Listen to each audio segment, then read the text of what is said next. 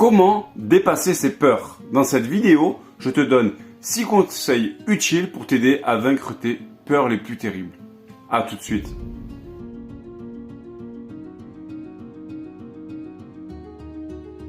Bonjour, je suis Alex, coach PNL en développement personnel. Et aujourd'hui, si tu te poses la question et que tes peurs, elles t'envahissent au quotidien et que tu as du mal à gérer tes émotions, à canaliser tes peurs et en fait finalement à les comprendre ou les affronter, tu es au bon endroit. Alors maintenant, suis-moi dans cette vidéo, je vais te donner quelques petits conseils qui pourront t'aider, je pense.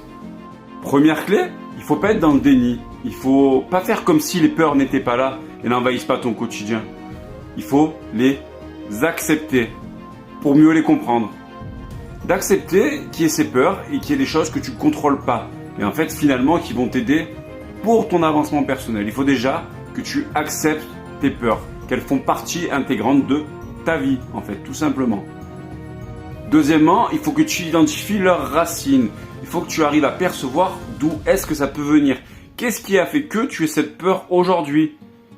De quoi ça peut venir? Est-ce que c'est quelque chose que tu as vécu étant petit? Est-ce que c'est une expérience que tu as eue dans ta vie? Il faut que tu arrives à comprendre, à poser des mots, de savoir pourquoi tu as peur à l'heure d'aujourd'hui. Et une fois que tu auras compris d'où vient la racine, après, tu pourras combattre ces peurs et essayer d'avancer avec, en t'en faisant une force finalement. En troisièmement, je dirais qu'il ne faut pas prendre conseil de tes peurs. En fait, c'est-à-dire que la peur, elle se nourrit toute seule.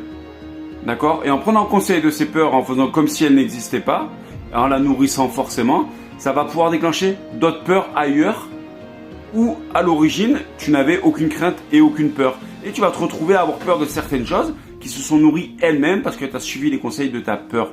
En fait, il faut que tu apprennes à vivre avec, à comprendre d'où ça vient et arriver à les combattre. Mais pas de faire comme si elles n'étaient pas là ou de faire au minimum pour pas que tu aies peur et ce qui va t'engendrer d'autres peurs avec d'autres paliers qui vont se rajouter à toi finalement.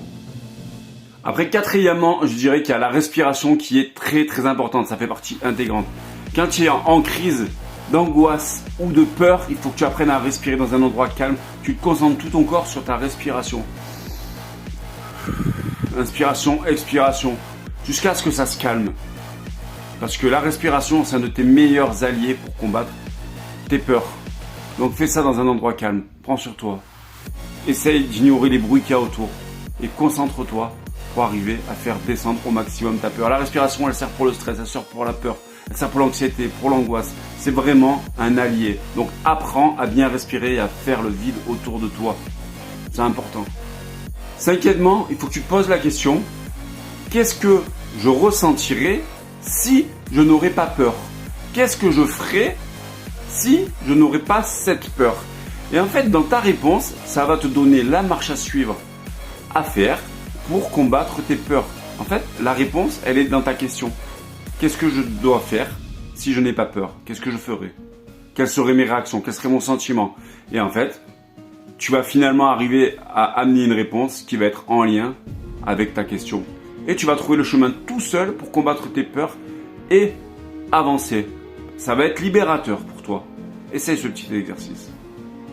Et pour le sixième conseil, maintenant tu as tout entre les mains pour combattre, comprendre et te faire ta peur en fait un allié pour t'aider à avancer finalement. Voilà. Et que tu trouves ton chemin pour avancer, que cette peur elle n'envahisse pas toujours ta vie, que tu sois pas stressé, que ce soit pas un handicap pour toi dans ton travail, dans tes affects, dans toute ta vie sociale, dans tout ce que tu entreprends en fait finalement. Donc il faut que tu arrives à comprendre. Quand tu es en pleine crise, il faut vraiment que tu apprennes vraiment à respirer. C'est très important. Donc voilà, retiens bien tout ça et dis-toi qu'est-ce que tu ferais. Le chemin, tu vas le trouver tout seul. J'espère que cette vidéo, elle t'a plu, que mes conseils ils pourront t'aider. Je te retrouve à bientôt sur une prochaine vidéo. Allez, je te dis ciao.